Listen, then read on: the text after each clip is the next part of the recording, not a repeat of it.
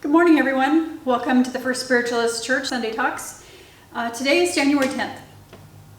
Did you set a resolution for 2021? Did you drop it off already? So it's January 10th and you have 21 days till the end of January, till the end of this month. You still have time to get yourself back on track. Did you set too large of a goal? One that feels too far off? Let's stop and rethink about how we can take a huge goal and turn it into a habit. And when we conquer a habit, we can conquer a goal. So we have 21 days to create a habit. Does it only take 21 days to create a habit? Science says yes, we can create a habit and then begin to build upon your habits. A habit is instinctual. It's something you do out of habit. So forming one makes accomplishing our goals much easier. It becomes second nature. So working towards a habit is basically doing your essential work. So can you form a habit in 21 days? If you allow it to take root, yes, you can. A habit becomes the important part of your goal. So you can create an end goal, which might be huge, but to get to that goal, if you start a small habit and stick to it, it will build to the point that your goal will be accomplished with no effort. Forming a new habit in 21 days takes willpower and intent. So you have to set your intention, give yourself willpower, and get there. Acquiring a new habit for sure is not easy. It's not a walk in the park. Most people struggle with forming and keeping new habits. They lose motivation over time in the process and find themselves completely off track.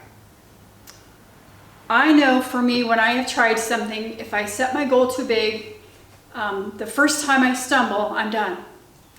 So I learned that if you do small goals, you can manage to get there.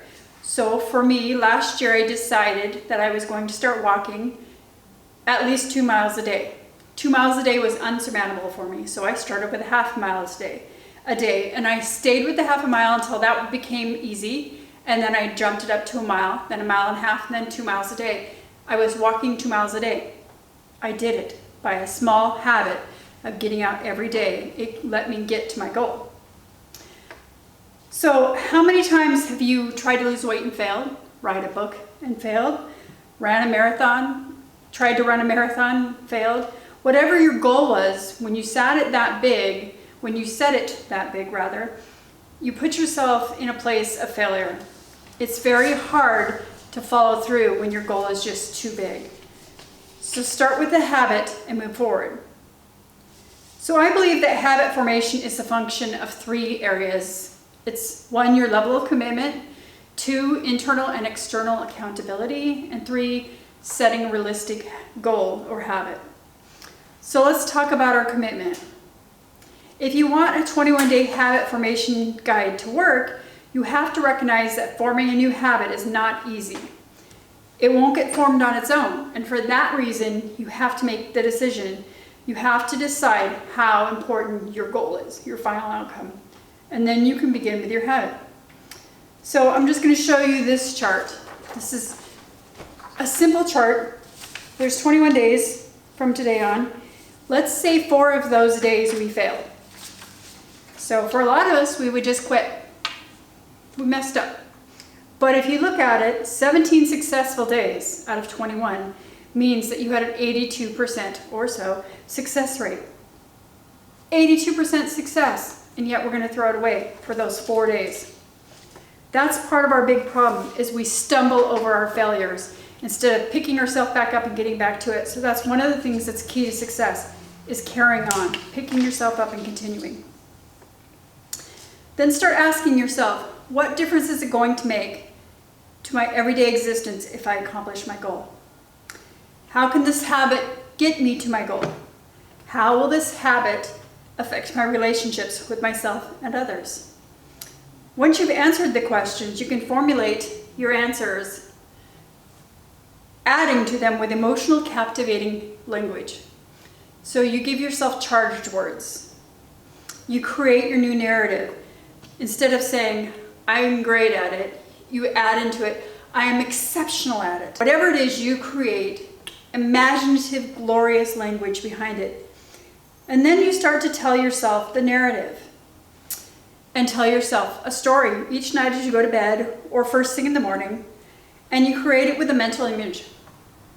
We know that that's a psychological trick, and we know that it works because vision boards work. Why? Because we are looking at a vision. We are visualizing what we want to manifest. That's the same thing. But instead of putting it on paper, you're telling yourself a story. I am a successful walker. Every day I get up with enthusiasm to go for my morning walk. Every time I go on my walk, I see something beautiful, etc. Whatever your goal is, you set up your story to be successful. To keep yourself from falling off course, you can add to your stories by imagining the sounds, smells, the sights that you might see. So when we talk about manifesting, let's say your goal is to manifest a new car. I would tell you to start with imagining the smell of the new leather, your hands on the steering wheel, the sound of the engine turning over, all those things that get you towards your goal. You are adding to it. So you want to really think about adding to the whole story of your goal. And then change your language. So instead of saying, I'm someone who gets up early, say, I'm an early riser.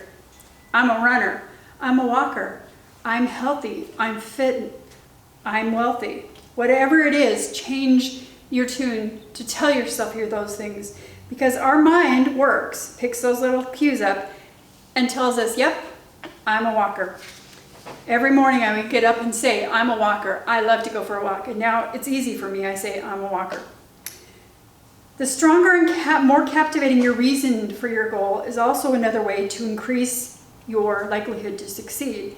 So if your goal, like mine was, to live, be healthier, to live a healthier life, if what you want is so powerful you can't fail, then you won't fail.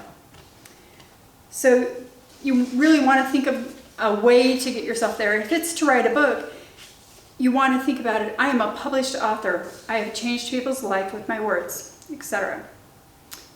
The next part I talked about was accountability. And accountability helps you to keep yourself on your habit for those 21 days. You can hold yourself accountable with your own consciousness, and externally with an accountability system like a coach, a friend, a support group online, whatever it is, to give yourself accountability. When it comes to holding yourself accountable, it is imperative that you are your own champion, your own best friend. You want to pat yourself on the back, give yourself encouragement for those times you stay on track, and not worry about those times when you fall. Don't worry about what you didn't get done. Notice what you did get done. Pat yourself on the back. Be your own best friend. The next thing is to find somebody you can trust. If you don't have somebody in your corner, or for me, my people are so in my corner that they won't tell me when I've screwed up. So they're not going to say, you failed, because they love me. So I can't have my family be my accountability.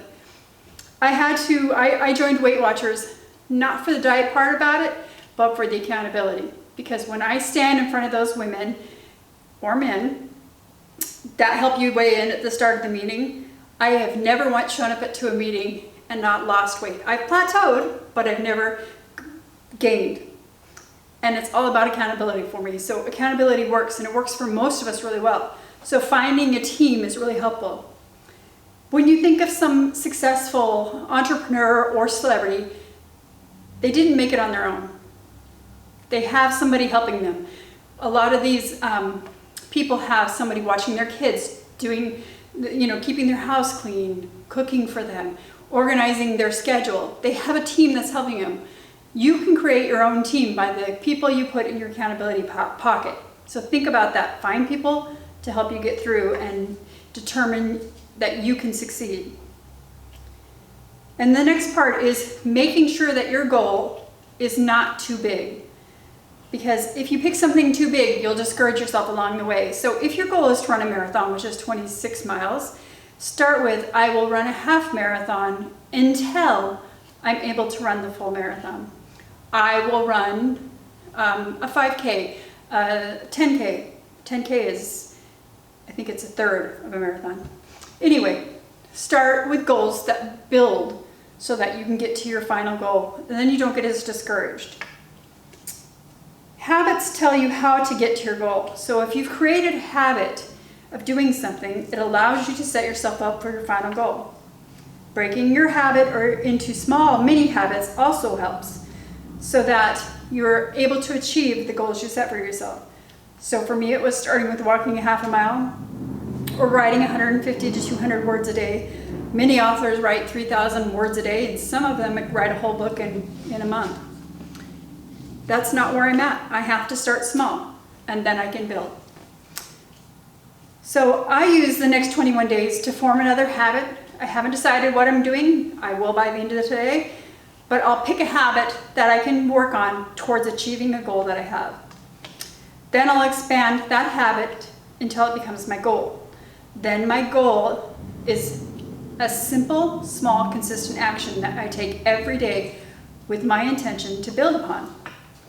The important thing for me is to choose an action that I could do without resistance. Because if it's something that I'm going to have a natural resistance to, my likelihood to walk into the wall and say, forget it, is much greater.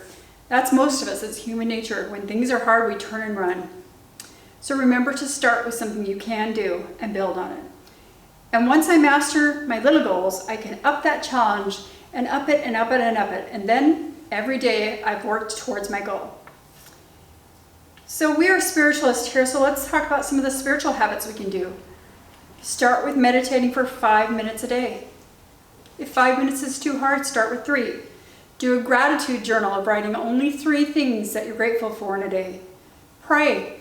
Pray for 3 people, always starting with yourself, your best friend.